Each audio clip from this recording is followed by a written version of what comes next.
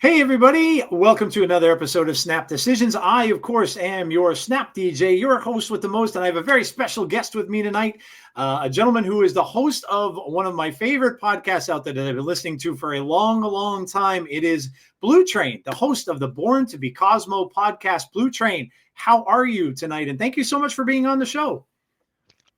Well, and thank you for having me. This is exciting. It's my first time moonlighting on someone else's podcast, so I'm really Oh, excited to be awesome! here. Well, there you go. I'm honored to to have you on for your for the first time. Yeah, that's it's very cool. And I've talked about your show many times on this show. In fact, I had zombies on a while back, and it's I enjoy listening to the pod.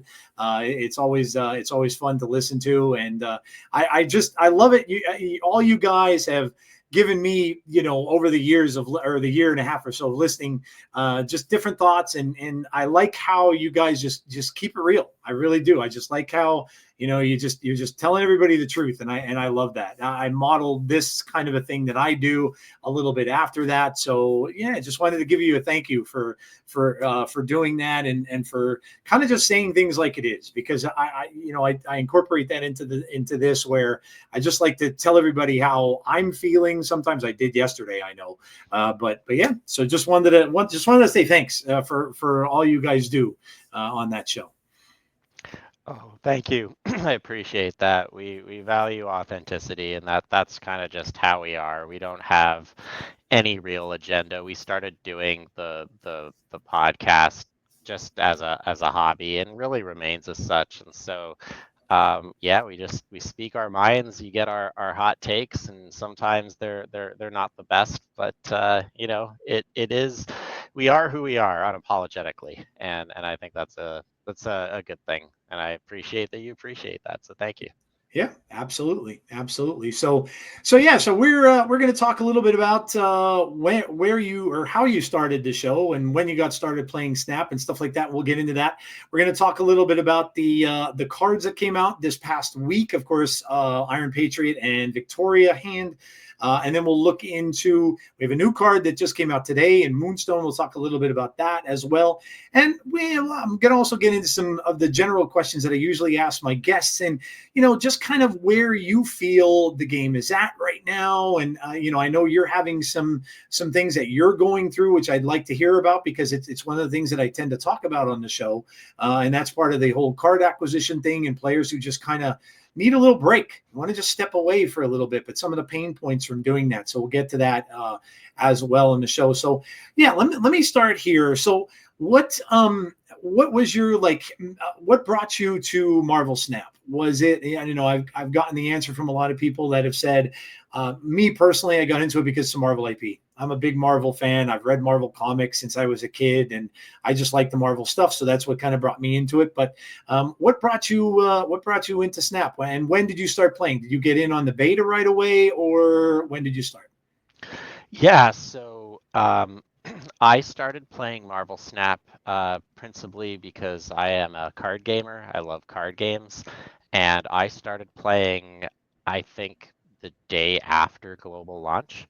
A lot of people that I knew participated in the beta, and I was interested just because of, a card game with as much attention and prestige as Snap.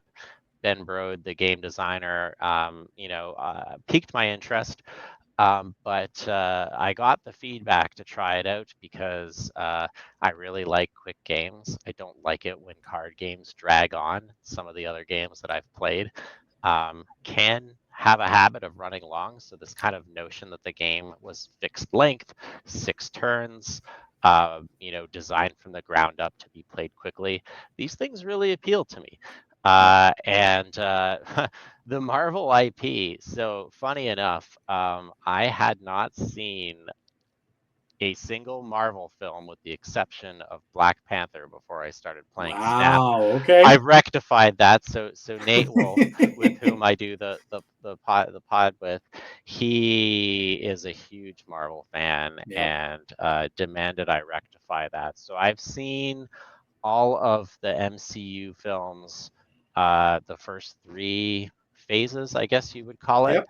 Mhm. And I've seen some things after that. Yeah, I haven't seen everything, but I would say that I'm fairly well versed on at least the modern incarnation of Marvel, um, which is not as much as some, but better than nothing, which is what I came in with practically. And having seen Black Panther again in the context of MCU allowed me to enjoy it maybe a little bit more than the first time. Yeah. Oh yeah, I'm sure. So, well, I'll ask you of the films that you watched, which one was your favorite? Was it Black Panther your favorite film then? No, it's funny. This is an easy one for me. By and large, my absolute favorite film was Shang-Chi. Oh wow. Okay. Not even close. Wow. I love that film. Okay. And I also really enjoyed the Loki series, especially the second Yeah. season. Yeah. Really, really, really liked that. To be honest, some of the Thor films were not my favorite, but it Yeah. felt like getting to know Loki as a character, this modern kind of incarnation of Loki, and kind of having that context allowed me to enjoy the series even more. So it felt like that time was not in vain, because it just like that extra context around Black Panther, I felt like having that going into Loki was not essential, but certainly elevated the experience. So yeah, those two. Loki is a sit for the series, Shang-Chi for the film. That's interesting. I think you might have been the first one that I've asked that have said Shang-Chi. I enjoyed that film. I thought it was good. I liked the way it was done, and Loki was the first season and second season. I really enjoyed both of them. He's great in that role. Tom Hiddleston's really good, and I liked Sylvie as Enchantress, or if you want to call her that, the version of that. But yeah, I thought both of those were done really well, and I agree with you about the Thor. The first Thor was kind of it was okay. The second one, the Dark World, was terrible. And Ragnarok was that's when you got into Taika Waititi stuff, and it was just more humor, I think, than anything else. And then the last one was awful. I expected the one with Gore to be really good, because in the comics, Gore is vicious. Like, he's just a really nasty villain, and they just kind of they made it too funny and silly, and it just kind of overshadowed him. So yeah, it's looking back, and I've seen them all, but this came from I've been reading comics probably since, gosh, I maybe 5 or 6 years old, back in like 75, 76. So I've been reading them for a long time, and for me to see this stuff on a big screen right now is cool, because I never thought it would come to pass. The Christopher Reeve Superman that came out in 1978, the Batman that came out a little bit later, Michael Keaton, were the big ones at the time. Yep. I mean, I sat through like a Spider-Man television series that was probably one of the worst TV series live action you will ever see. Stan Lee even hated it. That's how corny and bad it was, but that was what we had. And so just to see all this going on now is exciting to me. And now that they're doing, I'm really excited for Secret War, Okay. because I know where that came from. There was an iteration from the 80s, and then another one that was done in the 2015, 2016 timeline and stuff there. So I'm excited about that, and hoping I have an idea of where they may go with it, but you never know. They might change it all around. But yeah, I'm just a big Marvel nerd. So, but yeah, that's what kind of brought me to it. So the card games you played, now you said you're a big card game player. What were you into kind of before this? Well, as a child, I played Magic the Gathering, Oh, me and too. I'll out my Yes. age a little bit. Okay. Yep. I was one of the first people to play that game. I started Unlimited was just on its way out when I started. So give you an idea, around 90, 93, 94. You started Um, right when we did. Same yeah. same exact time. Yep. And I played Magic the Gathering until 1999. I also played the Star Trek The Next Generation customizable card I game. remember that. I played that quite competitively. I Nice. have a trophy from cutting a tournament Well, that's back cool. in the day, and I still have those cards too. So don't have my original Magic the Gathering cards. Otherwise, Oh my God, don't even get me started on yeah, those. I had a I oh, I sold them in 1999 because I needed the money for other things, and I got, I don't have any regrets because I got a fair price for my collection in the mhm, context of the time. Who could have known that's it. that it would even still be a thing today? Yep. So yeah, so from 99 to like 2014, I basically didn't play card games anymore. Okay. Um, and Hearthstone kind of got me back into it. The Yep. idea of a card game that could be played um, over the internet competitively, as opposed to having to go to a card shop in person, was very appealing to me.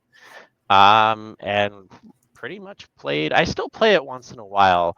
I played Hearthstone from 2014 to 2022, like every month, hitting Legend, which is like the infinite equivalent in Hearthstone. Um, I was quite into the wild format or the eternal format of Mhm. Hearthstone, where you could play with all of your cards.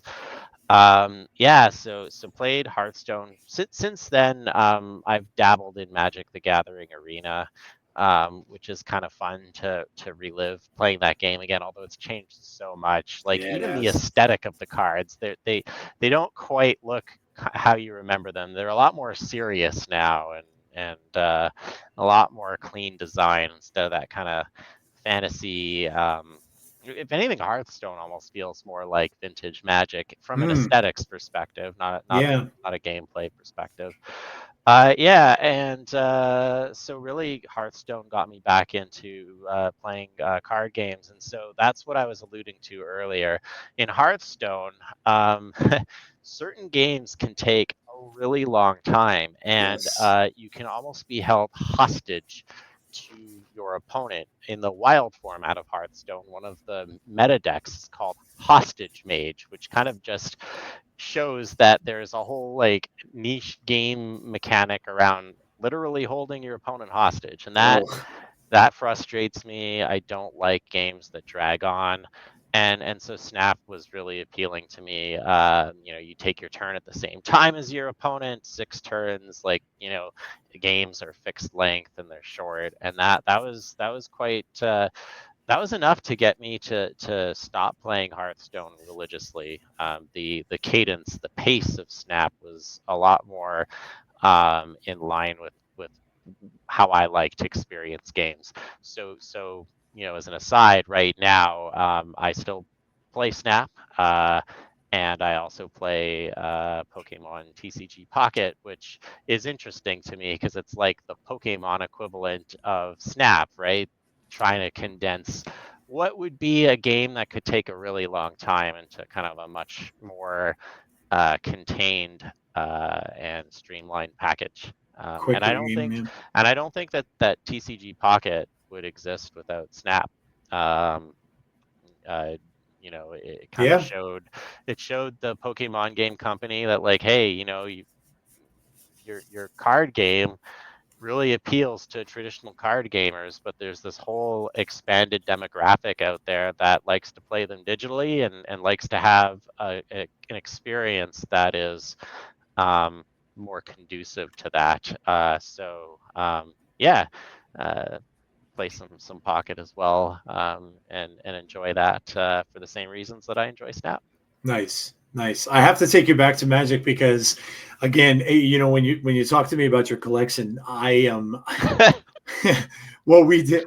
I just had a friend of mine come up to me, and he and I, we used to go like to a place every single Saturday that we had locally, and we would play in these tournaments and stuff like that. That he would have just a little shop and stuff like that. But it was a lot of fun. You'd sit across from other players. You know, you're in the moment. It wasn't all digital and stuff back then. And then we would go to some of the bigger ones and stuff like that. When we would do that, because it was so because people at the time, dealers and stuff, were looking for the new cards. I would end up buying a box of the new cards of the new set that would come out, Mm-hmm. and I would get doubles and stuff like that. Put them in a binder. I'd take them to these bigger tournaments, and they were at the time trading with the old cards. So I'm talking the Power Nine, like your Moxes, your the Black Lotus, that kind of stuff. They were trading those for new cards. And that's how I Yeah. ended up with all these old cards. I had a Bela Black Lotus, which is, by the way, now selling for like about $250,000 on eBay. Uh, I only had an unlimited one. You know, I was like the peasant of gaming. But you're right. Like when Magic introduced what they call standard now, and back in the day called Type 2, yep. that was their only supported tournament format. And this whole notion of organized play was so new. Yep. Everybody was like, I can't play with this Black Lotus or Mox or Yep. these double lands anymore, but I need Necropotence, I need Oh, yes. Cadaverous Bloom, I need these things. And so there was this like real crash when Magic introduced Type 2. People thought the game was going to be over. Like Fallen Empires was like a real dark time to be a Magic the Gathering player. Yes, it was. 94 and 95 was like people declared the game dead. And Fallen Empires, you could buy the packs of Fallen Empires for like a nickel. Like Cents on the dollar. Yes. they couldn't get rid of them. Just funny because you know it turns out that there were a lot of like staples from that set that were like so ridiculously overpowered, but it was that kind of supply and demand. So yeah, you could get cards that you know are worth like they're like blocks of gold today Mm. for absolutely you know for minimal investment. And yeah, to have a time machine to go back Oh, to those man. days. Yeah. My friend came up to me. Now he did pretty well. He sold his collection. Now he had beta everything. He ended up collecting a beta basic, like a basic beta set, and Okay. so he had beta Moxes, the load. He had beta everything, and he sold his and got a down payment on his house. So that's pretty good for the '90s. What year did he sell Around the that? same time as you probably did, probably late 99. '90s. Yeah, Yeah. yeah, around that same time. So he did pretty well. I sold most of mine. Now I collected a little bit differently, and I was just going to say because you brought up Fallen Empires, one of my favorite cards ever came from that set, and it was him, the Turok. Because I was a big discard player, and that's all I played. I was very stubborn in Magic. I played straight black discard. That is it. That is all I would play, or variations of that theme. I never strayed away from it. And whenever I'd come up against a blue-white player in a tournament, I was dead because they would just. That was back in the days of they would play moat and stop your creatures from attacking. No way to disenchant it because black had none of that. And so I was just dead in the water. Or if somebody played a millstone deck, which if people think that mill is bad in Snap, you have It's not seen worse. anything so frustrating as a Yeah. millstone deck. Yeah. Oh my goodness. I I I I was a mono green gamer, but I would Okay, deviate from that for competitive play. Like that winter, like when Ice Age came out, if you weren't playing mono black, you had to basically be answering it because it was so ridiculously overpowered. But with Necropotence, yeah, it yeah, was. but Yeah, my favorite deck was always like a mono green, like rampy, stompy, yep, kind of aggro type of style gameplay. yep, And so players like you love to queue into me, or there was no queue, but play me because you have all that like single target removal and disruption, and yep. I just couldn't go over you or under you. So yeah, early Magic the Gathering was very rock paper scissors, very polarized. It was. Not quite as nuanced as some of the, we kind of lose ourselves sometimes with the state of the metagame in Snap. But regardless of whether you love it or hate it, there's a lot more nuance to it than what one experienced back in early Magic the Gathering days, which was That is like, true. you know, Yep. Yeah. polarized to say the least. Yeah. Yeah, for sure. Because if I can remember the first tournament I went to, and I felt really bad for doing this, but I played a first turn Black Lotus, which for the audience that's listening that you're not a Magic player, it gave you three black mana, which is used to cast spells for 0. And then I laid down a Mox Jet, which gave you 1 black mana for 0. And then I played I'm sorry, were they 1? They were 1 cost, I think, weren't they? And I can't even remember. What, They might the have been 0. The Moxes? Moxes, no, they were 0. They were Yeah. 0. Then I remember playing a Dark Ritual, which gave you 3 for 1 black. Yep. And I used a Mind Twist, which discarded every card of up to X mana that you spend for it, and I got rid of the player's entire hand to start the game. And then I had an artifact in my hand called the Rack, which would do 3 points of damage to them for every card they have under, or a point of damage for every card they have under 3. So that person's not only have no cards, but they're taking 3 damage now every single turn for the next, and you just forfeit. There's nothing you're going to do to get back in that game, because if I put out a creature or so, I have a creature called the Hypnotic Spectre that would take a card away from you and do damage. And my big guy was a creature called the Juzam de Jin from the Arabian Nights, which was a 5/5 for 4. So then you get that going, and the game's over. And Good it stats was, for cost. yeah, yep. I And it remember was, that card. yep. And it was, and now it would do a point of damage to the owner. So it would do a point of damage to me. But at that point, I didn't care, because the game's over. You have 20 life. The game's over in 3 turns. But yeah, I actually felt bad for doing that, but that's how it was. So here's a fun little tidbit for you to branch the new with the old. So they recently allowed Dark Ritual to be played in a format on Magic the Gathering Arena called Timeless, which is like the legacy format. And we don't run Necropotence in a mono black deck in Timeless because it's not good enough. We run the One Ring, which was designed by our very own Glenn Jones before he came over to Snap. Oh, is that the Lord of the Rings one? Yeah, and the One Ring is just such a more broken draw engine than Necropotence. So think about that for a second. If you remember how domineering Necropotence was, God, yeah. The people basically cut Necro and are running the One Ring in those types of decks. And that's kind of your singular kind of like draw engine in a box type card that will be slotted into greedier archetypes. But the format's so degenerate that's kind of not exactly even like a tier 1 type play style, but it's certainly playable.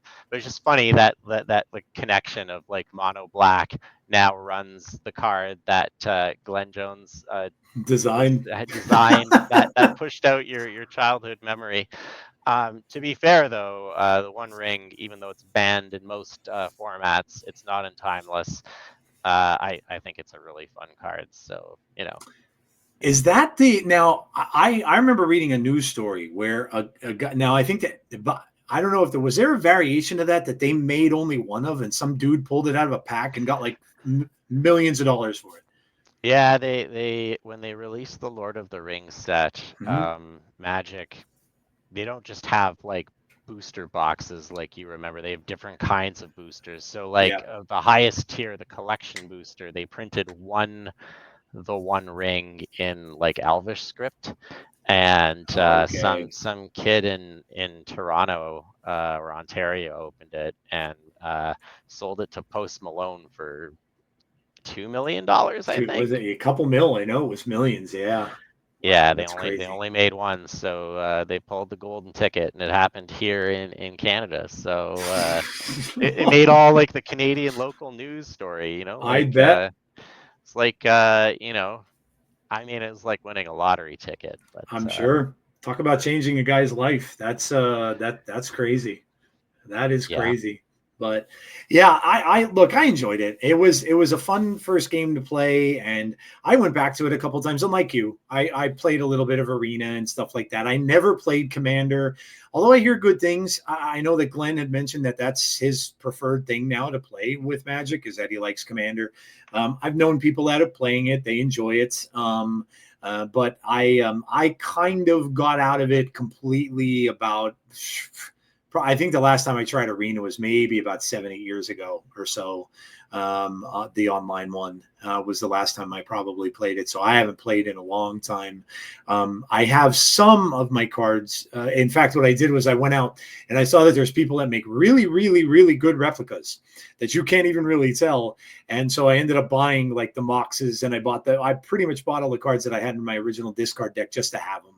And stuff like that. So, but yeah, I loved playing Magic. I enjoyed it. I never played. I played Hearthstone, but I think I played Hearthstone more because I was a Blizzard guy and I was playing World of Warcraft a lot. So I got into it because of that. I saw it pop up on the screen. I'm like, oh, this looks cool. I'll try this, and I played that a little bit. After that, it was kind of more like little things here and there. I played a Marvel game. That was a complete gotcha game, card game that lasted a little over a year, right when Avengers Endgame, or no, I'm sorry, was it no, Infinity War, and then Black Panther came out. It was a card game called Marvel Battle Lines, which, oh God, was that a money grab? They would get you for these card packs that you in essence would almost pay like $75 for a card pack. And that was the only way you can get the really good cards that would be played on the game board. But I can remember, going through, and I kind of enjoyed it. It was kind of like set up almost like a tic-tac-toe board, and the cards represented the little characters that would be on the board. They'd fight each other and all that kind of stuff. I don't remember much about it. I probably want to put it out of my mind because it was. But then when Black Panther was coming out, they were hyping up this. Oh, they've got the Black Panther season, and then about a day later, they were like, "Yeah, we're not doing this game anymore." And they just closed down the game, and I'm like, oh my God. And then you're thinking, oh, I spent a good amount of money on this game and it's just gone. So yeah. So that was one of the last card games I got into until I saw Marvel Snap come out. So, and then I'm like, well, I'm going to give this a try. But yeah, it's great. I love listening to that. I love listening to people's backstories for card games and all that kind of stuff. So what was your go-to deck in Magic? What did you? Oh, you told me you played elves. I'm sorry, green. Yeah, like Force of Nature, like Oh Berserk, yeah, I like remember the Growth, Force of that Nature. sort of Yeah, stuff. okay, I like that. But I was a bit of a meta slave with competitive play, so okay, um, you know, uh, whatever was yeah, aggressive and popular, mono black, yep, and then of course subsequent metas. I can't remember them all, but yeah, I played competitively through Ice Age, okay, Mirage, yeah, Visions, Weatherlight. I don't remember what came after that, and then Urza's Saga, Legacy, and Destiny were the last ones that I played. okay, yeah. A friend of mine played, who got us into the game, by the way. He was a comic book store owner, and he was the one who got the cards at first. He's like, "Oh, we should play this." So it was his fault. He got us into it, but he loved blue white, and he loved countering. He played a card called Stasis, which I would when know, did you know what Stasis I know is? what Stasis is. I watched him play a green player once who had he must have had 13 or something tapped elf cards out on his board and couldn't do a damn thing because he couldn't untap anything. And it was the most annoying deck. Now I would beat him all the time because my black cards would get to him pretty quickly, or I would make him discard the cards he would need pretty much. But it was one of the most obnoxious decks I've ever seen. And I saw him play in a couple tournaments, and I'm like, his games were always the longest that would go on. We'd be through 2 rounds, Yeah. and he'd be sitting A in round one and control holding up the whole thing. a control gamer through and through. Yep. Yeah, they win as much through their skill as wasting other people's time. But Yes, it's hold no judgment if that's what they enjoy, and now they have time limits for folks that they do that. do. So Yeah. it's equitable. But yeah, blue white to this day, people still you know hold a grudge against blue white players. That tradition has Well, it still exists all these years later, 30 plus years later now. Oh man. So with Snap then is you said you started right around launch. I was that the Miles season? Because that's when I came in. That's when I Yep. started playing the Miles. Okay. So then I started shortly after beta and stuff too. So how long did it, because it literally took me a long time. I did not hit infinite in this game for, in fact I publicized it last year because it was the first time I hit it, and I remember making such a safety blade was helping me out through the whole thing. He's great. He was on, I think he was on one of my first shows too. But yeah, like how long did it take you to get to infinite when you started to play? So I started in October, and it was towards the end of the Miles season. Like it was like weird. It was like launch. It was like a little bit after launch. It was like a shorter season. Yep. My first season hitting Infinite was the January when Zabu came out, Yeah. Okay. Yep. and good grief, was it like that was the game was so grindy, It was. and that was I swore I'd never do it again, but it got easier every successive month after that, and then of course they made it easier by design. They made the you would start you now go to uh, instead of if you go from 70 to 80, you Yeah. go to Yep. 83. That wasn't the case, and now Yes. instead of there being needing the number of cubes that one would need to like advance from like 83 to 84 was reduced. That used to be 10, now it's 7, I Yeah. think. Yeah. It Yeah, was. so Yeah. and they played with that. It didn't go to that. So yeah, Zabu was my first season, and I hit infinite every season after that until I took a break a few Oh, months okay. ago. And yeah. Um yeah, Zabu season, I still have scars from that. I feel like my most prized cosmetic achievement in Marvel Snap is that gold claw card back from that month, because Yes. that's like Yeah. that's my Marvel Snap purple heart right there. That's That's awesome. that's trauma. That's it. That season was crazy because oh my gosh, yeah, Zabu, that Zabu was broken, and then of course that was the whole time where it took them a while to change that because of what was going on. But yeah, that was an insane season. Do you remember? So when I go back to the caches the way that they were, right? Like when you got out of Series 3 and then you started, they put in the big bads and you Yeah. started opening some cards and stuff like that. Do you remember what's your first? I go back to this because I'm a Galactus fan, but I'm a Galactus fan more from the comic books because I knew him from there, and I was a big Fantastic Four reader. But I can remember the first one I opened was Galactus, and I did not know when I first saw the card and I read the text. I'm like, why would I want to do this? Why would I want to blow up the other two locations? This sounds stupid. I'm never going to use this card. And I let it go. I never really played it, never really touched it until someone played me and they used the whole thing with that and Spider-Man. And I'm like, Yeah. oh, that's what you do with this card. So I tell everybody, I'm like, I probably would have hit Infinite a lot sooner had I known how powerful that card actually was. But yeah, do you remember like what when you go? Well, first of all, let me ask you about how was your like new player experience with the game? I had a lot of fun with it, but how was your new player experience? And what, if you remember, what was your first like big bad card that you got, and did you play it right away? The new player experience was quite good Mm-hmm. until it wasn't. Yep.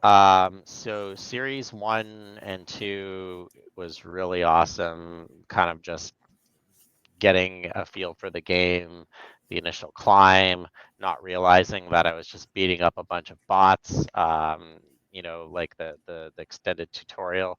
Mm-hmm. Once I got into Series 3, I got really frustrated by the lack of agency, and Mm, this is why I started in October of 2022, but didn't hit Infinite until January 23, because basically I was kind of just doing my dailies and then closing yeah. it because climbing seemed like it felt like I was bringing a penknife to like an artillery range, right? Yep. The first, I was pretty lucky. I opened up a couple of Series 5 cards, but the thing was is that they were kind of pieces to puzzles that weren't complete. So like I Yeah. opened up Shuri, um, but I had no real use for it, even though it was one of the best cards. I opened up Null, but I didn't have any of the other pieces that Destroy went with pieces. Null. Yep. And I opened up another Series 5 card. I can't remember which one it was. I'd have to look, but it wasn't something I used. Probably the first deck that I played that was like had some kick to it was during December 22. I played Silver Surfer like everyone else, and I Yep. had pretty much. I remember getting brewed the last week of December, and I Mm. remember I started playing seriously, and I ended in the 90s, which was the highest I'd ever been. Um, and then, of course, when Zabu came out, I didn't have Dark Hawk, so I had to do it the hard way. I did it the hard way with Dracula and Spider-Man and Absorbing Man. That's it. Oh That was the other man. card I opened up, Absorbing Man, even though that wasn't, I think that was always a Series 4 card. It wasn't a Series 5. But it was unlikely that you would open up a Series 4 card Yeah. in that old system.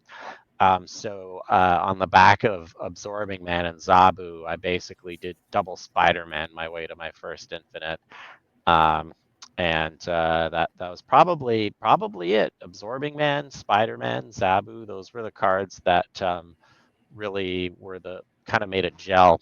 And then after that, I had enough tokens to buy Thanos. And from February until they nerfed Lockjaw and Thanos a million times, I was a Lockjaw Thanos gamer because that was like, the broken. For those that don't remember, you'd play Lockjaw, you'd play like 3 stones into it. One of them would let Lockjaw move to another lane, Yeah. and then you do the thing again. And even if you only did like half of that, it was still one of the most absurd things you could do. And the reason that people don't remember or think of that fondly was because the other broken thing was the Shuri Red Skull nonsense, where when you could like Shuri and then play the big boy in another lane, and Yes. so yeah, early Snap was pretty wild. I think that objectively speaking, for all of the things that frustrate me about the game, I think that the game balance is a lot better today than it was in the early days. So um, and they're a lot quicker to address things. The OTA updates, the over-the-air updates, was Hmm. really kind of like something that they introduced to address the player feedback that like we don't want to have a card as broken as Zabu for 3 months without anything being done. I don't actually remember if it was that long, but it felt like it, right? And it certainly was longer than what we've become accustomed to, especially in the last year. So yeah.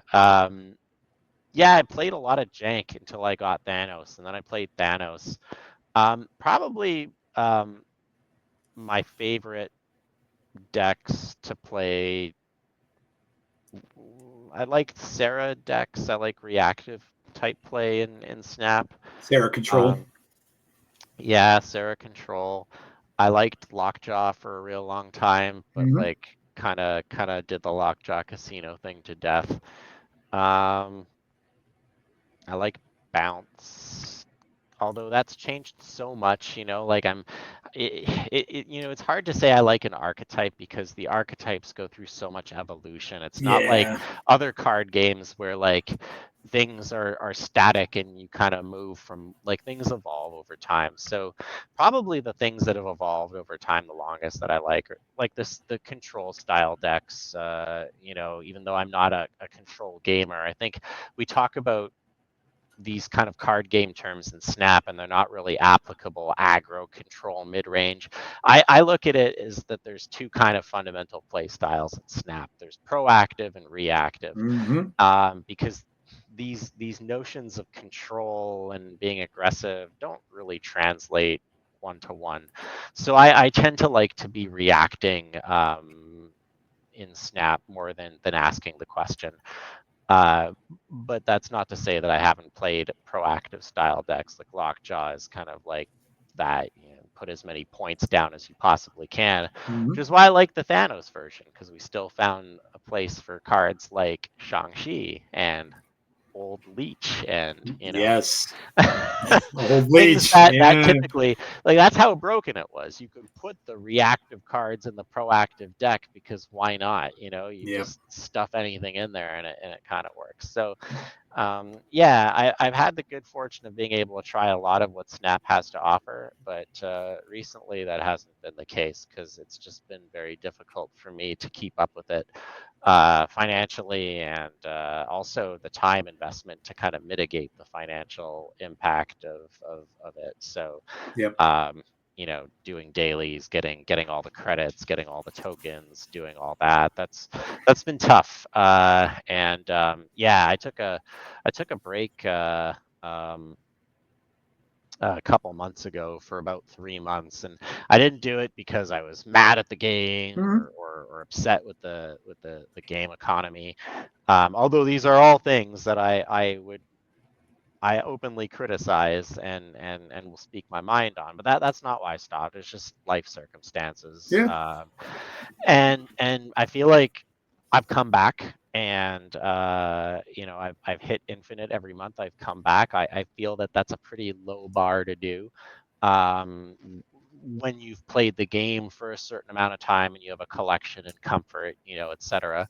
I'm not trying to minimize the achievement, but I think like it's something that becomes easier in Mhm. Snap over time with familiarity. But I feel like I've not been able to get my footing back in getting the cards that I want. I feel like I've slipped on a patch of ice and I'm like staggering and stammering, and I haven't quite fallen down, but I've not quite regained my footing. And I feel like I'm having to pass on a lot of cards that I otherwise wouldn't, because I have to be a lot more strategic in terms of what I'm going to get and not get.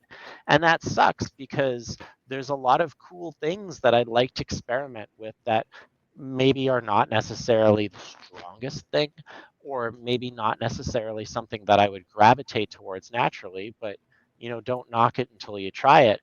But I have to govern my decisions really carefully. Mhm. And I get the battle pass, not much beyond that. So still making a financial investment, and having to make these very tactical decisions.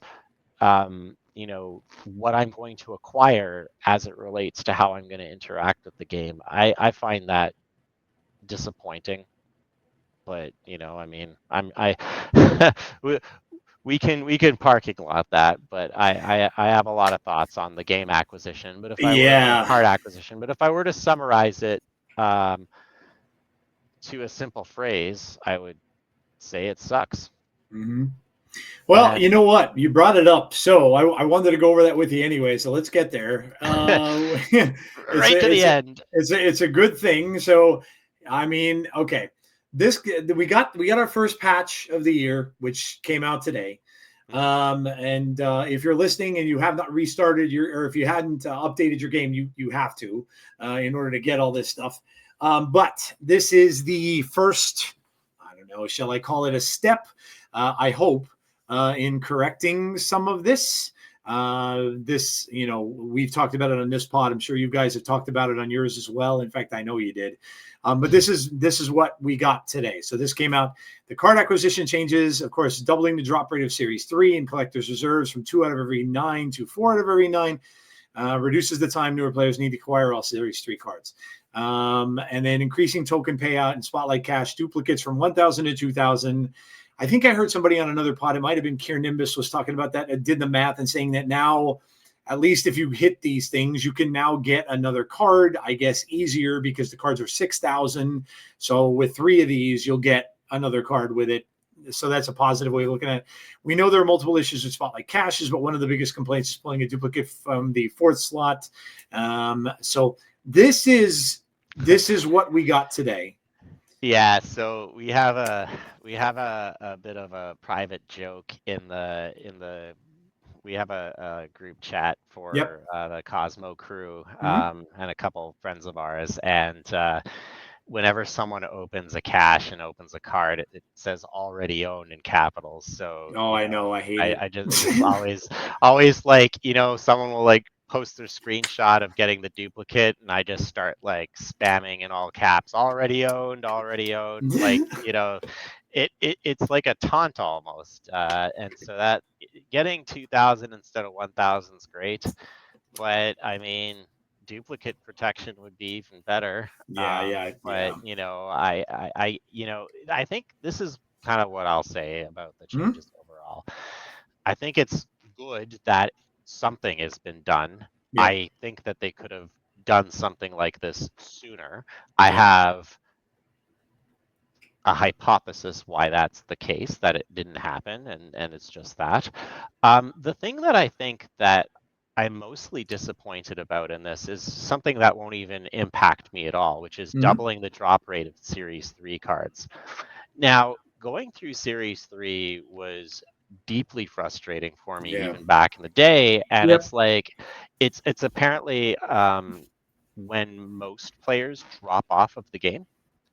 Like, couldn't they like I'd be curious, like if they just gave everyone Series 3 or gave people like chunks of Series 3 cards that kind of like group naturally together, like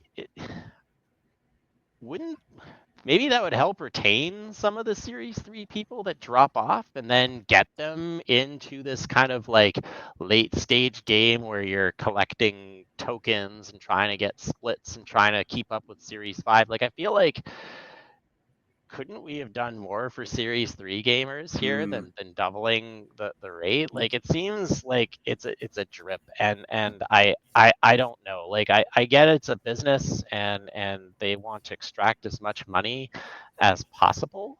But like good grief, like I would have thought that we could have thrown the early experience players a little bit more of a bone, but Mm.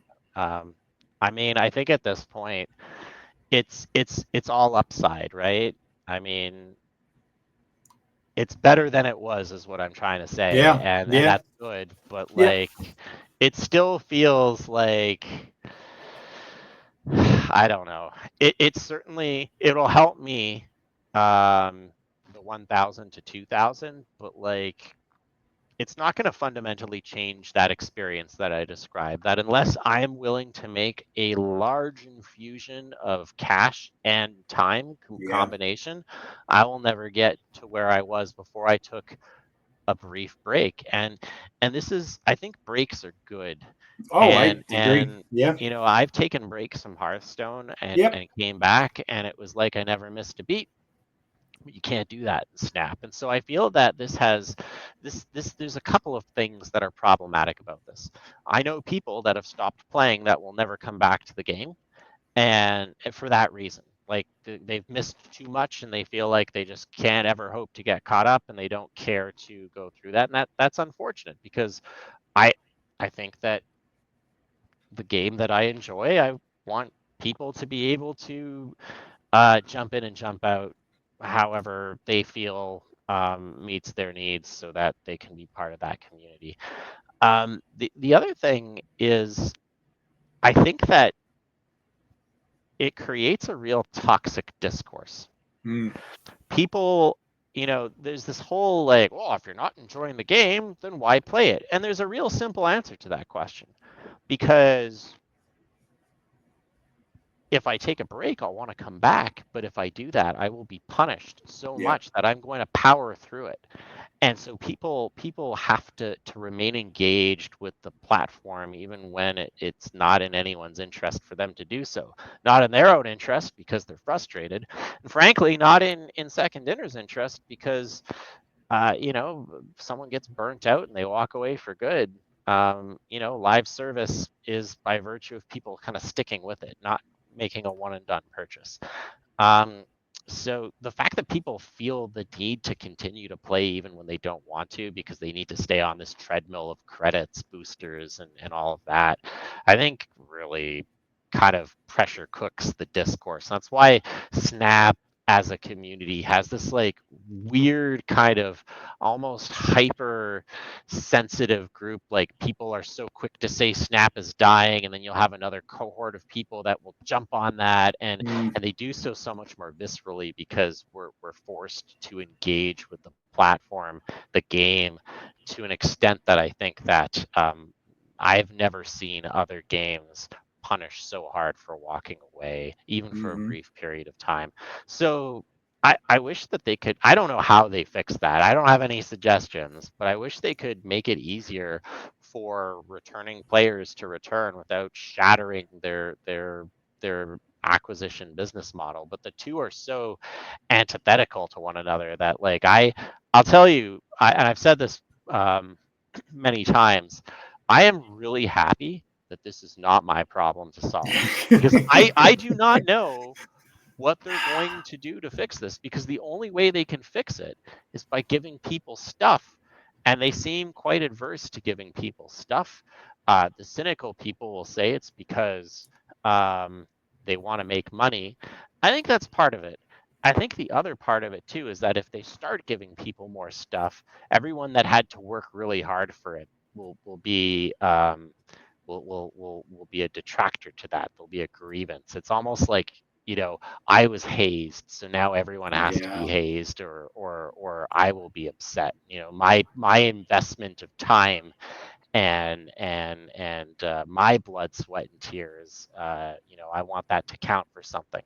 The thing is that I I still think that despite that, I would rather see more people, especially those on the fringes, um, be given more, especially Series 3. Like, I mean, really, like, is like gatekeeping Series 3 really where we want to be, 2+ years into the game's life? Yeah. I, I Yeah. don't, I don't think so. Not me, Yeah. but I mean, No, yeah. I mean, it's a great point, and every time I talk to people about the game, and it's been so consistent over the past however long I've been doing the pod now, a little over a year and a half, I guess. When I ask them, what's one of the hardest things, or what's one of the pain points in this game, they come up with the same thing you just said. It's, and like you said, it is, and listen, I've gone through it. I talked to you. I think I was talking to you before the show. I'm in a state now with this meta where it's driving me crazy. I just can't get any wins, and and like you, I thought to myself, man, I kind of love, and I'd love to go and touch my PlayStation for the first time in about 7 or 8 months. But like you were saying, then I'm afraid to, because then I'm thinking, like, because I have limited time. I work in retail. My schedule's crazy, and so I have limited time that I can play. And then I think to myself, well, no, I can't, because if I do, I'm going to miss this. I'm going to miss that. My stuff's going to get all backed up, and I don't want that to happen. I'm going to miss out on cards, and so it is an issue.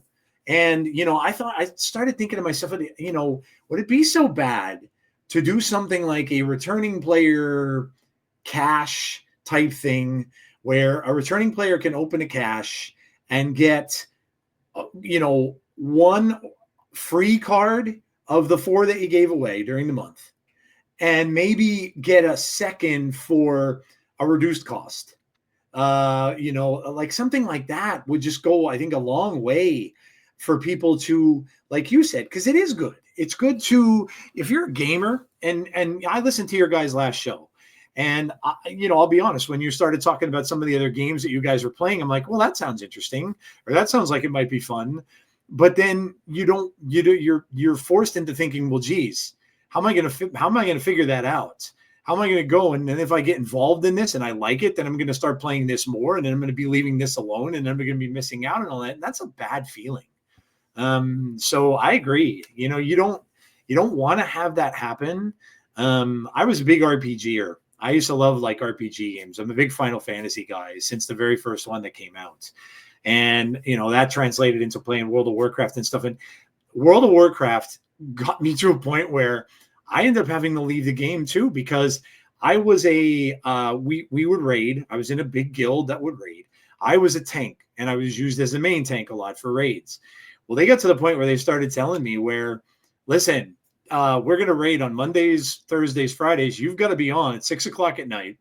And we're going to go from 6 until midnight. And I'm like, whoa, hold on a second. I work for a living. I can't do this. I can't promise this. I have 2 daughters who were younger at the time. I have a family. I can't make this happen. And so that's what got me at least out of raiding and pretty much got me away from World of Warcraft. I just couldn't do that.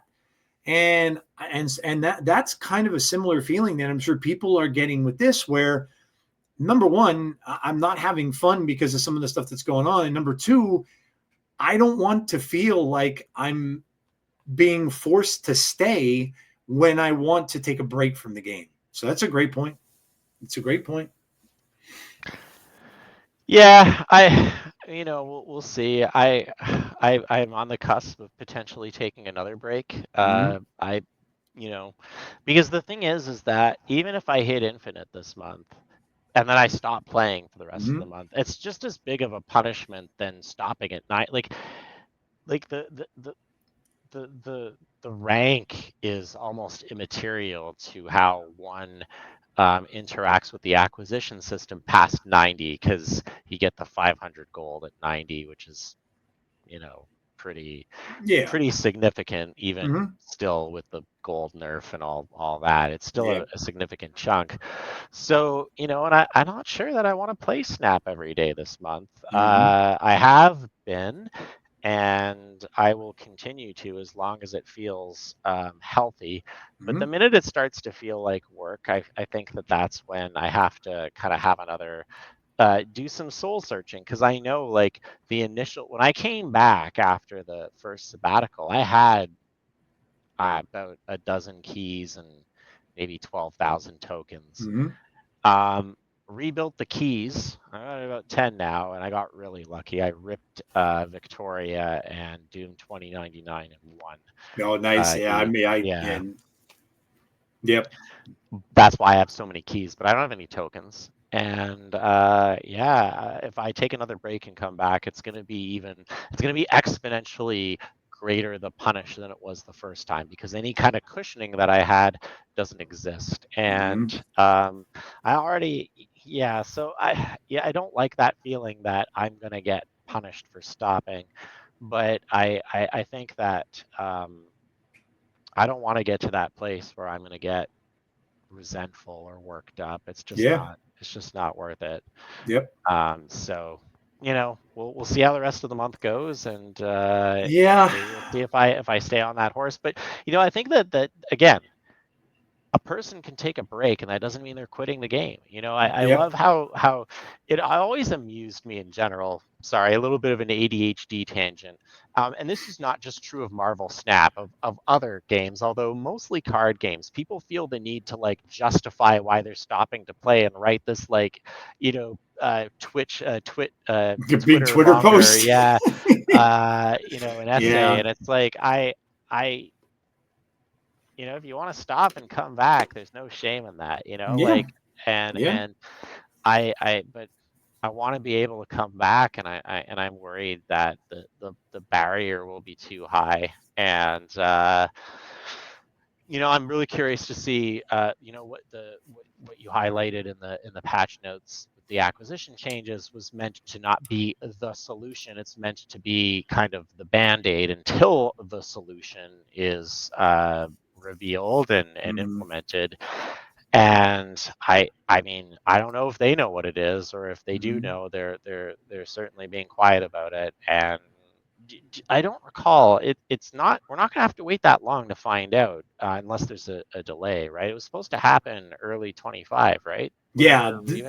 This went into effect today, but this is the one they announced before. And then the only other thing that came out today was just a bunch of card wording changes with that at the start of the game thing. That's really all they came out with today.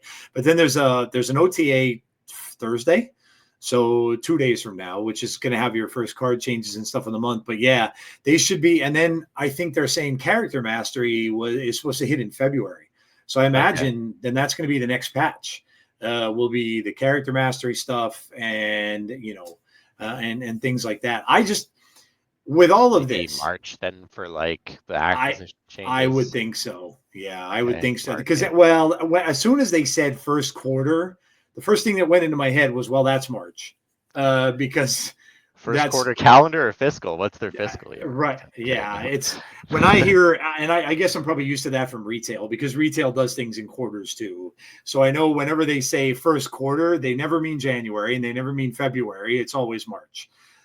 So that's Right. what I'm kind of guessing is when we'll see the next phase of whatever this is, is going to happen in at that time. But yeah, I don't know. I've talked to countless players about, what are your thoughts on the game, and what are the pain points and what are the good points, and it's, one of them is returning players and the other one is new players. And that's not a good position to be in, because new players coming in, if they're getting frustrated, well, then they're not sticking around. Yeah. And that's bad for a game. And then if players who've been with you for a long time are, like you, want to take a little break, they want to go, get away for a little while. I don't know. I don't honestly know what the answer to this is. I don't know. And like you said, I'm not at all envious of those people that have to figure it out, because I don't know whether they're just going to take the cash system and just toss it and do something completely new. I really don't know. I don't know. I don't know how they can fix it. Yeah, I wish, I wish that I'm trying to think of a way of phrasing this. People's identities are really tied up in their hobby that they've invested a lot of themselves in, Mm-hmm. both from a time perspective and financially. Yep. But I find that because people seem to be so invested with Snap, um, you know, it, it, it's allowed a lot of these things to go unrectified for so long. And now that there's some competition Mm-hmm. in the casual digital card game space, um, not it's not it's hard to kind of say it's a direct competitor, but certainly it's occupying a similar space. Sure. um, now we're starting to see some movement. So it's difficult to not be cynical, even if it's purely coincidental. But I wish there seems to be a lot of sentiment tied up in this, like, well, you got to stay on the treadmill, and that's the price you have to pay. And if you can't keep up with it, then that's your problem. Well, I think that what we're starting to see is that that's not true, because people that play the game at a high level or are really invested in it, that number seems to be shrinking. Like, even if the general play numbers, like you said, are still looking good, and I have no idea what they are, certainly the hyper engaged are diminishing over time. Less Mm-hmm. content creators, Yeah, you can see less that. Yep.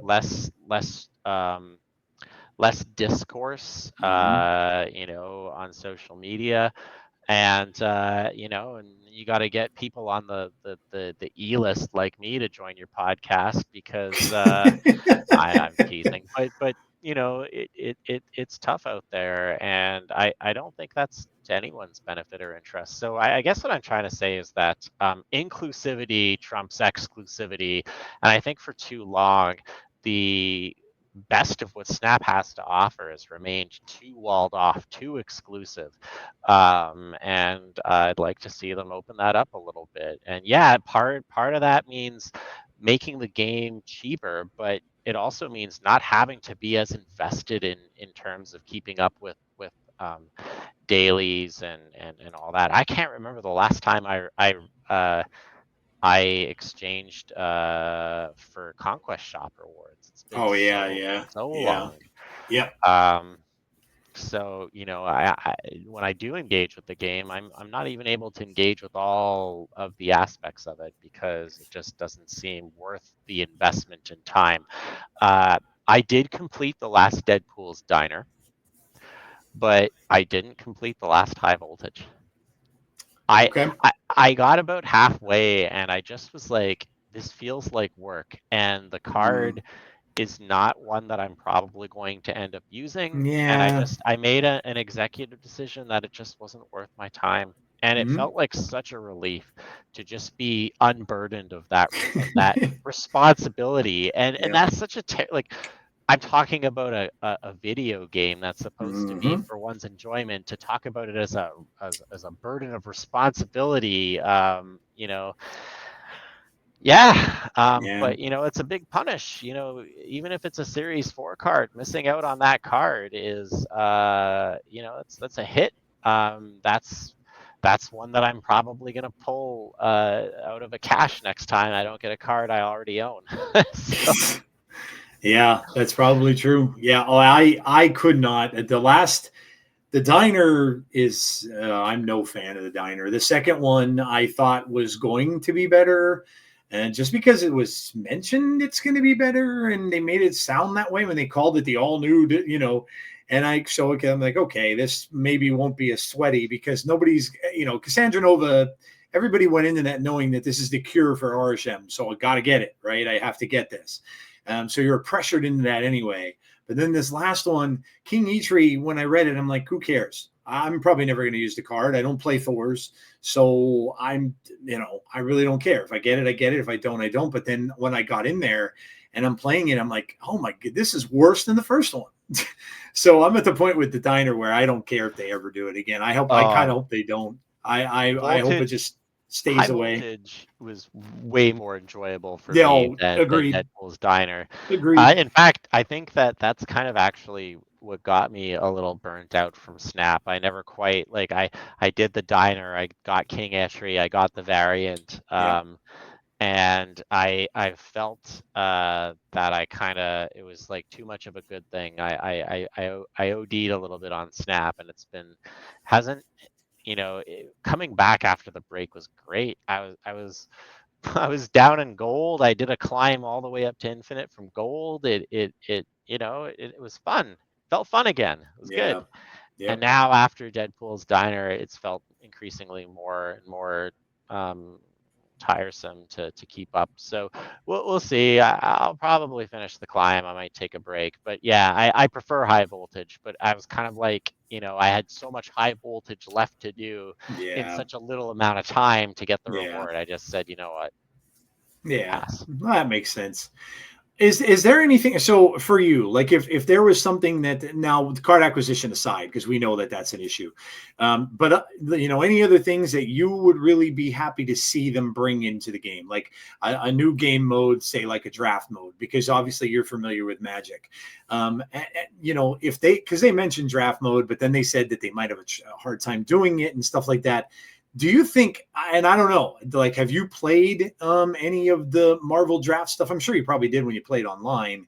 And if so, do you think that's going to work in Snap with the limited amount, obviously, of cards that they have?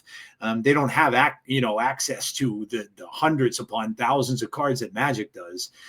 So is that something that would be of really interest to you, saying, hey, we got this new game mode coming out, we're gonna do draft mode, and then maybe, I don't know, maybe something even gets done with Conquest where they get rid of Proving Grounds, lose the tickets and all that kind of stuff, and maybe they rework that too. So yeah, would you have an interest in draft mode if they were going to bring that in? No, but that's less so to do with Snap and more so that I've never really engaged in limited game modes. Okay. I remember the first time I top cut a tournament in Magic, Yep. I had to do a draft and I never did that before, and I Okay. felt like a real fish out of water, and I've never Yeah. been a big drafter. I think that um it could be interesting. I did play quite a bit of RSM, which almost felt like a pseudo draft format. True. Although that we won't get into that. Having information that your opponent never could possibly play around. Yes. I think it could work. I'm not sure it's ever going to happen.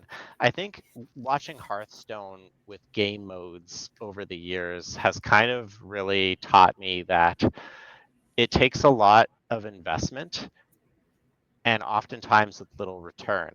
And of course, everyone will say, well, what about battlegrounds in Hearthstone? And to which I say that happened by accident, and it took them for. I don't even think they've even figured out how to monetize it.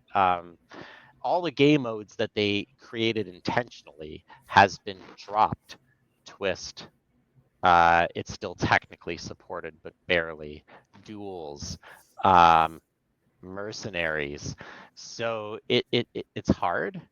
Um, I I don't know. I will say this though.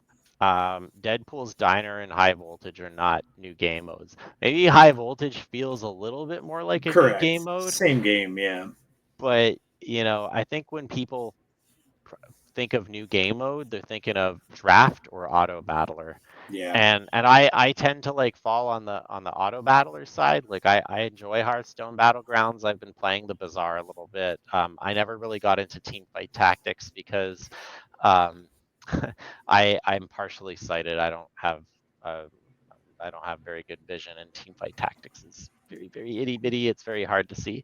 Yeah. Oh yeah. Um, I don't know. A Marvel Snap Auto Battler could be pretty cool, but I'm kind of like, considering how lean of a team they are and how much of an investment that is, I wonder if we'll ever see anything, even a draft mode. I mean, like look at all of the features over the years that kind of were dropped because Yeah. other priorities came up. And I'm not saying this, to be mean or anything, or even to criticize, but I think that considering that we're kind of, I don't want to say we're at midlife in Snap's trajectory, but I think that it's entering into a more mature phase than the initial couple of years.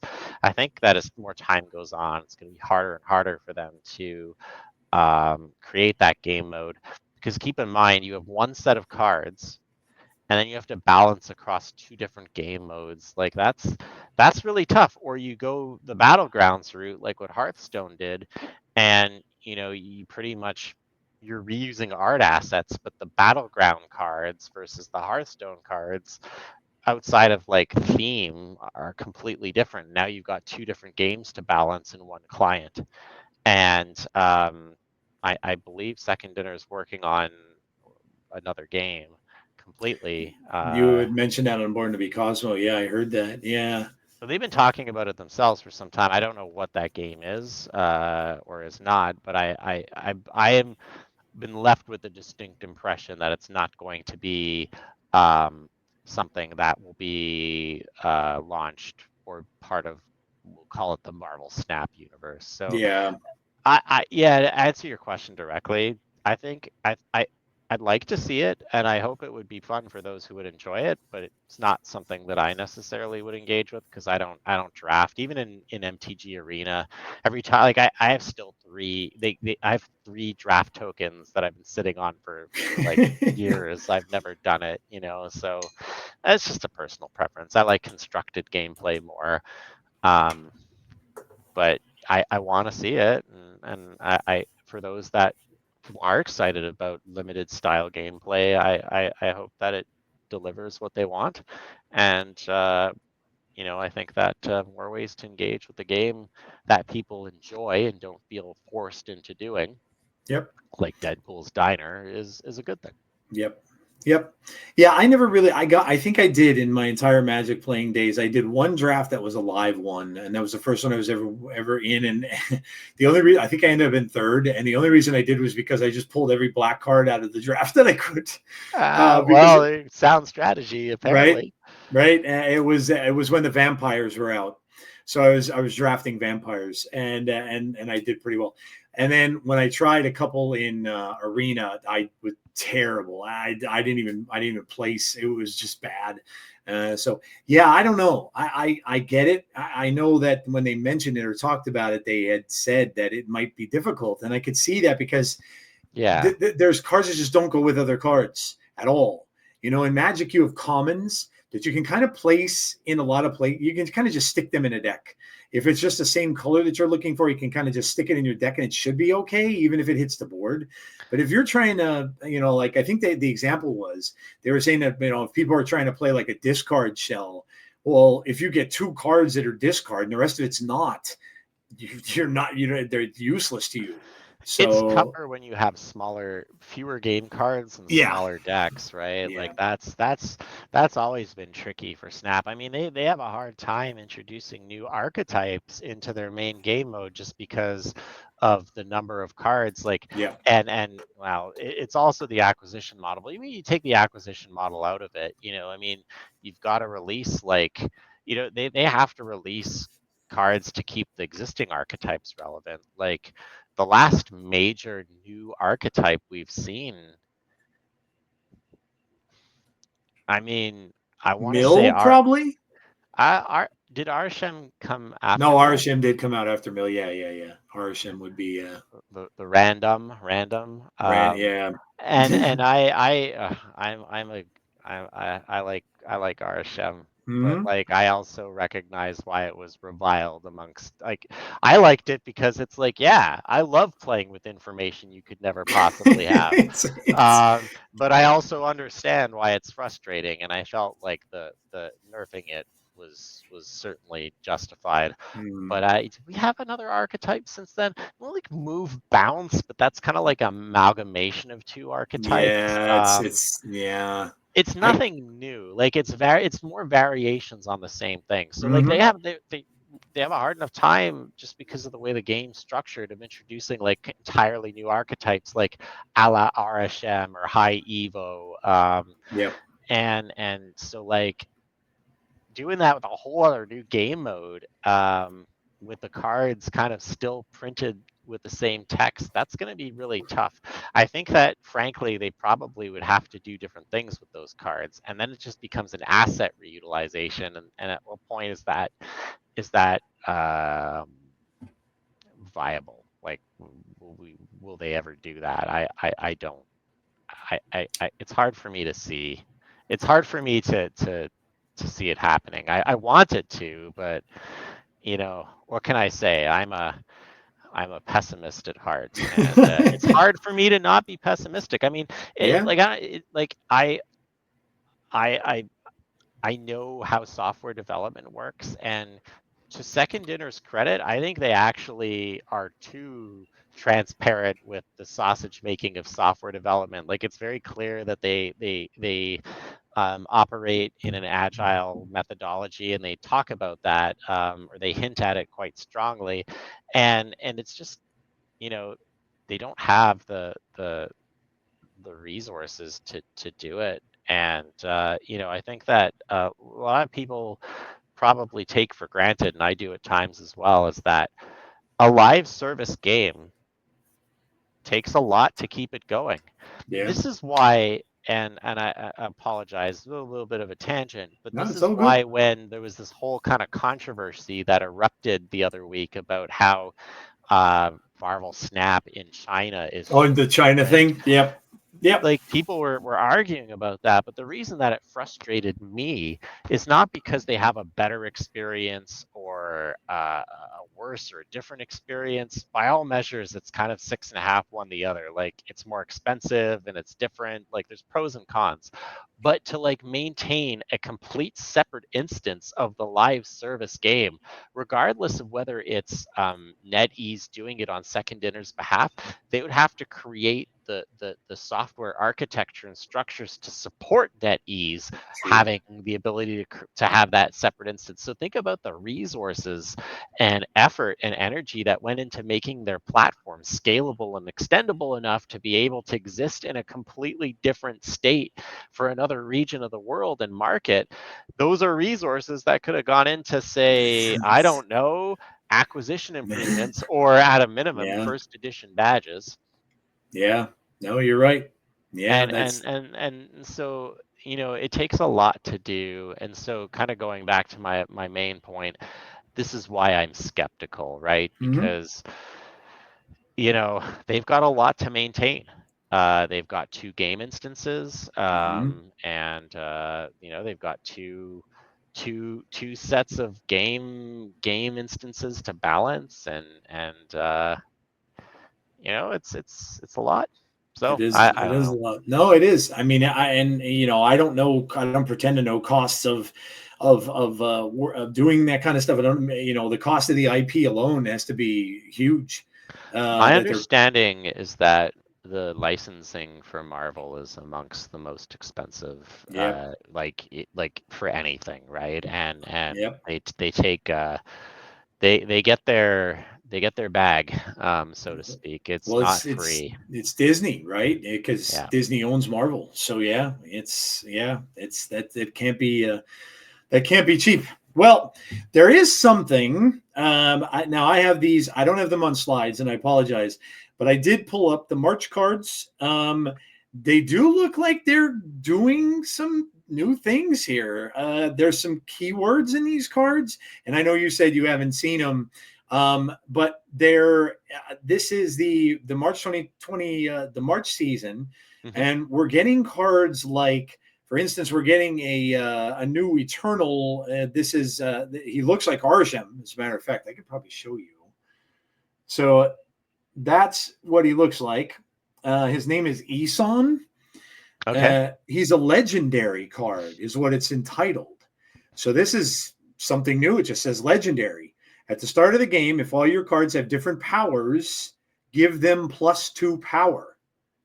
So I don't know what legendary is. They're not really explaining what it is, but obviously these cards in this are going to be very different. Agamotto is in this. You know from Doctor Strange, always with the, he has the eye of Agamotto. At the start of the game, shuffle, and then it just says card or token count spells into your deck. So he has spells that are Kind of coming like out. The Winds Nico of in the group. Watum, Temporal Manipulation, and Images of Kron are the three spells that he has. And again, I apologize for my green screen. You're not going to see them really well. But so he has spells that get shuffled in to your deck that's going to, and these cards are huge cards. 613 is Isan, 612 is Agamotto. And then we've got Starbrand, who's a 6'8". At the start of the game, +2 power for each card in your deck with 10 or more power. So he's just like Surtur almost. Oh, and Scar, I Mm-hmm. have the data mine up. Scar's releasing the same week as Star Yep. Brand Yep. in the caches, so that's Yep. on brand. That's a big dumb idiots week. Yeah, good And then for you the have Surtur Firehair, enjoyers. who's a 2/2. You can move this once. When this moves, revive one of your destroyed cards here. Hmm. So she moves and revives a destroyed card. And then you have Khonshu. There is no wording for Khonshu. He's a 2/1. He's from the Moon Knight series, obviously, if you don't know. But there is no wording on him whatsoever. They did not release any card text or any wording on him. Same with those spells. There's no wording released on whatever those spells are, although their numbers are saying they are a 3/0, a 2/0, and a 5/0 for the costs and the power of the spells. So, but that's what we've got. But I don't know. It looks to me like there's a version of it's Agamotto is in there, a version of Black Panther is in there, but it looks like the like Black Panther's ancestor. So it looks like these are all like legendary characters. Agamotto's in there, Moon Knight is in there, but it looks completely like a completely different Moon Knight, and Odin is in there as well as variants. But so I don't know what this legendary thing means, Hmm. but I don't know. Maybe it is something that we were mentioning, and that they're doing something new. I don't know. And Khonshu's got some great variants that He they've released does. as well. Yep. Both of them, the Yep. Alex Horley variant, and I don't know, Fireball Studio. I guess that's a new artist Yeah. or group. That's really Yep. cool. Yep. Neat. Yeah. So hey, maybe we are getting some different things. I mean, I know everybody kind of liked Nico for what she does and how she has the 5 different spells, so to speak. So it Yeah. looks like that's what Agamotto is going to kind of have, except he's going to have 3, but they're going to get mixed into your deck instead of just having the character do Right. the one. So yeah. Yeah. So hey, That looks cool. yeah, it sounds a little I different. also saw the change to Red Falcon, Wing. they're Red Wing. Red Wing, Yes. yeah, the card Yep. that I was looking forward to. Now I don't. It's like one less card to have to get, I There you suppose. go. I'm not saying that the card's going to be bad or good. It's just kind of like not. It was like, it's kind of what I've done. I'm like, if the card discards or bounces, I'll prioritize acquiring it, as those are kind of archetypes that I tend to interact with more. So Red Wing went from a must-have to a no thanks. Yeah, yeah, that's I know a lot of people that play bounce were really looking forward to Red Wing because that was going to fit right in the bounce archetype. It was really really good, and they changed that completely. So, yep, that's a card you could probably pass on. I don't know. Did you happen to get well, because I don't know what your situation is for playing or picking up cards for this month. Did you get Moonstone at all, or? No, and I'm probably gonna pass. I ended up Yeah, I getting don't blame you. Victoria. I ended up getting Victoria Hand, Okay, what'd you think and of I that? decent. I think that it's niche, but it's not bad. Hmm? It's just not essential. But I wanted to play it with Iron Patriot and like Sentry and like a Sarah control shell. That's kind of Oh, what I've nice. been Yeah, puttering around with on my way to Infinite. And so that's been kind of fun.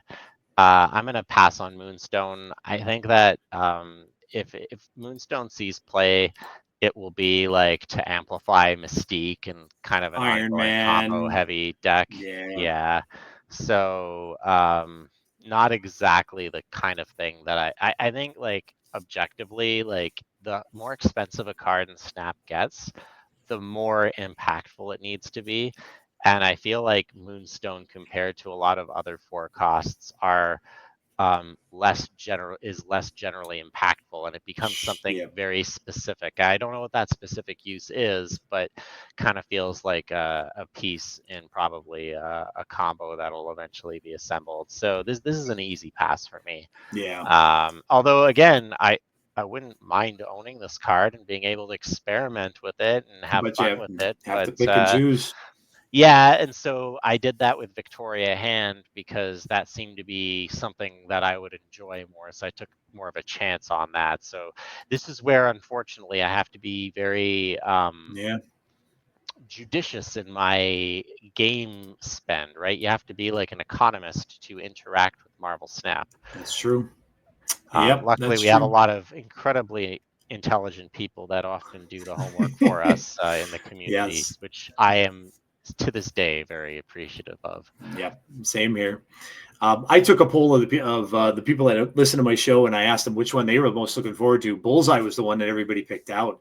Although it's funny because I don't see like so many people are thinking this is going to be so great in discard, but discard to me is so static, and you kind of want to play Dracula on 4, you want to play Modok on 5, and then you want to play your whole 6 cost. So I don't know where he fits in unless you're playing a deck with swarms, which would work really well with him because the swarms will just keep activating and just keep hitting stuff. So, but it's not going to be a traditional type of discard deck. I don't think that people are going to want to play this card with because, like I said, it's just so static the way that list goes. He's like, so Bullseye is like Silver Samurai, not in terms of its function or place, but in terms of that it's a niche discard effect that's Mm-hmm. powerful in a vacuum, but doesn't Mm-hmm. fit in the apocalypse discard shell, Correct. which Yep. is one of the first archetypes that I got all the Series 3 cards for, and one that Yep. I kind of continually revisit. Um, that said, I think the effect is quite strong, and I Oh, think for there sure. there will be. I imagine there will be a deck, but it won't be Apocalypse discard. Yep. But I think this is probably eventually this card will do something impactful. Yeah. I think what might happen is people will buy it. It won't do that impactful thing right away. People will write it off. And Yep. then when the context changes, when another card comes out or the metagame shifts, I think this is something that is going to be specific. I use Swarm's the obvious one, but like how often do you have a lot of swarms in your Very true. not often. Yep. And like you said, generally speaking, discard wants to do something really big on for Mm-hmm. Dracula. I don't play Malekith because I don't own it, but that's Right. another one that's really popular in the discard shell. Yep. Um, So yeah, is this going to replace like Malekith or Dracula? I don't think so. And if you had I both in your doubt it. hand, Yeah. you would objectively play those.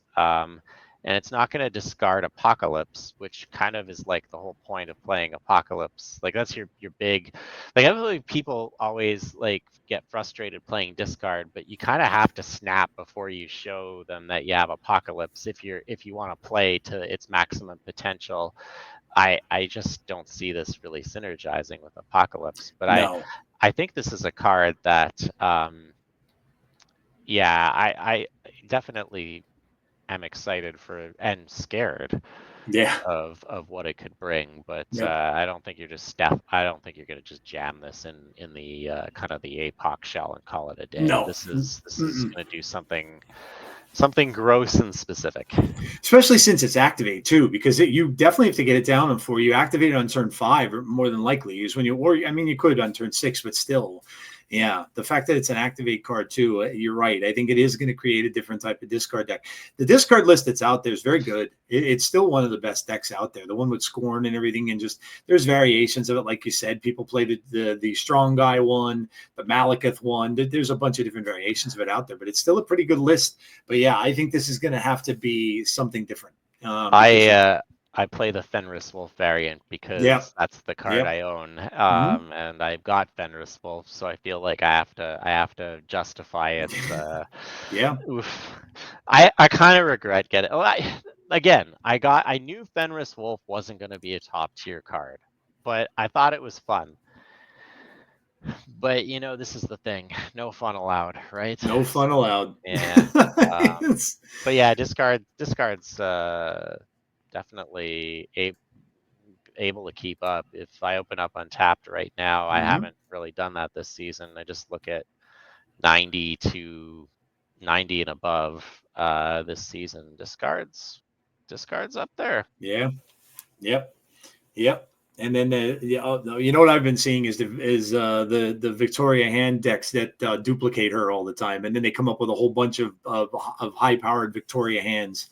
They're all over the Mhm. place at 1/7, and then they just increase everything out. They're friggin' copying it. I'm like, oh god, Now that is a card I regret skipping. I passed on Frigga, and Frigga. now it's friggin' everywhere. It's friggin' yes, that's a good point. Yes, it And is. yeah, I don't have any tokens, and that's not coming back to spotlights. And Yep. FML, I can't play with. I can't play any deck that has Frigga in it, and many decks do They because do. it's one of those like it didn't look great in the context of the metagame when it's released, but context being king is such that now in the current game context we have Frigga is really good. Yes. But with the information that we had at the time, it seemed like an easy pass. This is the Yep. same thing with Bullseye, right? Like Yep. I think it's actually like from a power level, probably a pass, but then something's going to change or something's going to release alongside of it, Yep. and it will change that whole context completely, and it'll be extremely powerful, Yep. or it will be always kind of on the fringes. One will never know. And this is another thing. People feel like not never mind invested in their game. They have to be invested in their individual choices in the game, It's right? And true. so you'll see people really like pushing certain cards even when they potentially have no business being pushed, at least from a competitive standpoint. Yep. From an enjoyment perspective, people Yep. are free and should enjoy whatever they like, but um, many of us enjoy winning. That's yeah, that is true. We do enjoy winning. That's Or perhaps it's not that I enjoy winning so much as I hate losing. So yes, I've gone, yeah, I've been through that for the last 4 days. Yes, I'm uh-huh. sure that'll turn around for you. I don't Yeah. know. Variance is a killer. Yeah, it does. I mean, it's part of it. It happens sometimes. Things just don't go your way. So I mean, it's going to happen no matter which kind of game you play. We'll go over Aries, and then yeah, I don't want to keep you any longer. I know I've had you here, so we'll go over Aries real quick, and then I just want to get your just kind of final thoughts. Yeah. Going into the new year on Snap. So Aries is a 4/6. He's an on reveal. Compare the power of your top 3 cards of both decks if your total is higher, plus 6 power. Again, this is probably another one that's going to be big dumb idiots. You're going to want to play big cards. If you play a Surtur deck, most of your cards are probably going to be 10s, or and you're going to win this, obviously, and then he's going to be a 412. So again, this is they kind of like to slip these big dumb idiot cards in there quite often, and he's going to fit probably. You probably put him in a Surtur list for that matter, and he'll fit just fine. So, what's your thoughts on the big dumb idiot? It's a legitimate play style. I oftentimes don't enjoy it in Snap, but I mean that's just a personal preference. I think it's necessary that someone asks the question, and asking the question of how are you going to beat my big dumb idiots is a legitimate one. But I think that your characterization kind of I don't mind simple gameplay. In other card games, I tend to like aggressive strategies, but Big Dumb Idiots feels like it takes that to like, there are more interesting things to do in Snap than just like slam the big guy down. I thought it was boring when that was Red Skull. Yeah. I didn't care for it when it was Scar. I missed Surtur. That was when I took a break, but I don't think I would have enjoyed that. Yeah, it's very similar. But I think this is, it looks like a solid card. I mean, if you're into that play style, this is a must-have. Yep. And if you're not, it's an easy pass. So if nothing else, I like this card because it's very obvious who should and who should not get it. True. Yep. And that's always nice to know. Like, it's not gonna, Ares is not gonna be Frigga. I'm not gonna have regret on getting and or passing on this card. So very true. Very much in the big dumb idiot archetype, and I mean, it looks like that archetype's getting more support in March, kinda. So it does. Those cards are big unless they change those numbers around, which they can. Datamined cards sometimes get changed, so that can very well change. But that's a lot of 6s. That's a lot of 6s that are there. So, all right. So finishing up the discussion, I want to just ask you. So. What is, obviously, what are your thoughts moving forward with Snap? We got a lot of, what your plans are in the immediate future and stuff like that. But let me just ask you this. If you had to pick one thing, what would you like to see happen in Marvel Snap coming up this year? What would you more than anything else, what would you like to see happen in Snap? I'd like to see the game be more accessible for those that enjoy it and those who potentially could enjoy it. I want to be able to take a month or 2 off and then come back. I think that would go a long way to bringing back players, bringing players back in that may have stepped away. But also, I think it'll kind of release a little bit of that pressure discourse that we see, that heightened, everyone jumping down everyone's throats for having an opinion that's slightly different than their own. So I'd like to see the game accessibility kind of be opened up a little bit. I'd also like to see it be a little bit cheaper. But I mean, I at least want to be able to take a break and come back and not feel like I've been put at a severe disadvantage, or being put in a place where I can never get back to where I was. And it's not even about rank, because that came back pretty quickly. But it's about just being able to enjoy the game in different ways. I don't want to feel like I'm being locked out of that for a lot of time or money. So game accessibility in who can engage with it, I think, is what I would really like to see. And it's interesting because I think I would have answered the question the same way had you'd asked me at the beginning of 2024. Okay. Well, that's good and bad, because the bad part is they didn't maybe do enough with it, right? I mean, or much with it at all. So yeah. But between today's patch and whatever's going to happen in the next few months, we can only hope that, better late than never. Yeah. And I think that if they can figure that out, the game has the potential to be around with us for a real long time. Unlike your original Marvel card game experience, my God, what a mess! What a mess! I've said this before. I think these games do. Now that was a bad example because they just took advantage, but I think these games do better. The IP, when the IP is popular. Now last year we didn't get much. Marvel gave us Deadpool and Wolverine, and that was primarily about it. Wasn't And when Loki Marvel, last year? that I think that I that guess that was wasn't like a huge hit. Like it was a hit amongst the people that a subset of people who enjoyed which one? Marvel. But Loki wasn't Oh, Loki season was it 2 last last year? year? I think so. Oh, okay. All right. Oh, I'm okay. Okay. I So the could be series, yeah, mistaken, the Loki series did come out last year. Yeah, that's my bad. I think it came out early. but it wasn't a Um, huge. It wasn't like a I mean, it was a success in that it was really good and well received, but yeah. I don't think it expanded their Oh, hot. and I'm forgetting Agatha too. Agatha All Along came out last year too, Oh, I and of didn't course see Marina. that. That's actually pretty good. That's Yeah. actually pretty good. If you know the character, it's actually pretty good. I enjoyed that. I enjoyed that a Okay. lot more than I thought I would. Um, but in essence, maybe I should have probably stated it differently. You know, like Marvel movies, Right. we got one, and Yeah. this year is going to be huge. They have a ton of stuff. They have obviously Captain America's this coming is February. Brave, wow, is it Brave New World? Yes. And then they have Fantastic Four, which I'm really Mm. looking forward to because Galactus is actually going to be in it, not going to be a purple cloud this time. Um, and then they have the Thunderbolts, which I'm excited for too because Sentry's going to be in there. I'm a Sentry fan from the comics, so it's going to be cool to see him live action. And just the fact that that's like a ragtag group, it reminds me a lot of Suicide Squad that DC did years ago, and Yeah. it just looks like fun. So I think with that, the Daredevil series is coming back now. That's supposed to be really, really good. Very similar to the Netflix one. In fact, they said it's supposed to be a little more violent than the Netflix one was.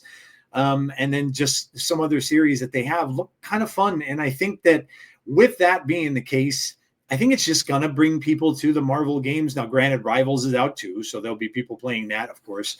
But I think that, Snap could see benefits of the fact that Marvel's just doing a lot more this coming year. And then obviously Secret Wars on the horizon with Robert Downey Jr. and all that kind of stuff's coming up too. So I think that that's just going to help the game. BLUTRANE, tell everybody where they can find you, my listeners. Obviously, I have up on the screen right now your podcast. So tell them a little bit about Born to be Cosmo if they never listened to it before.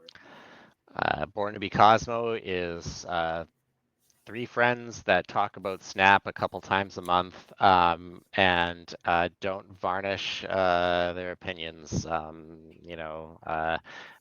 Early on, a lot of, I think, listeners got frustrated with us as the honeymoon ended, and I mean, we do it purely for the enjoyment of doing it.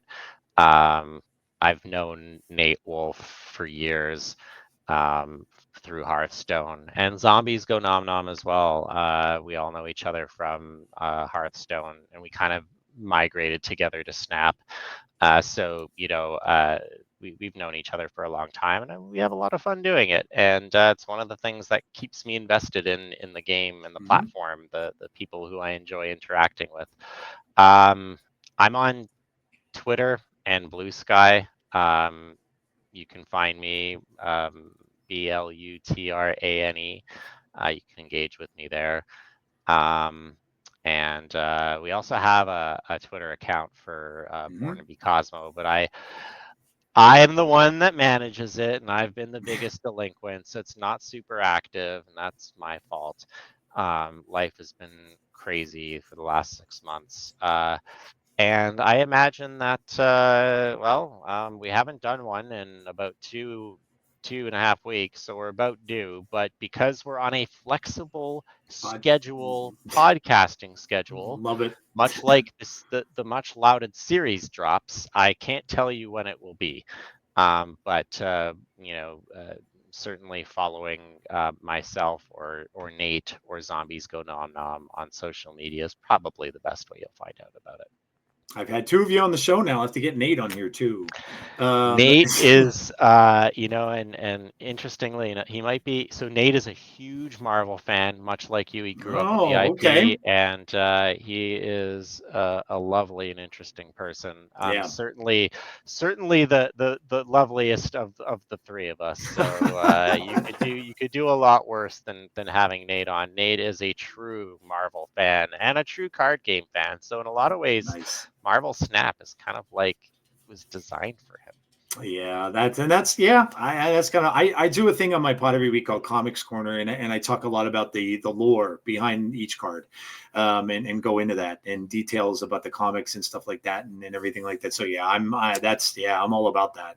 That's the reason why I tell everybody it's the reason why I like the game so much. I did a top 5 things I like about Snap yesterday and top 5 things I don't, and in all the ones that I liked, I did were mostly.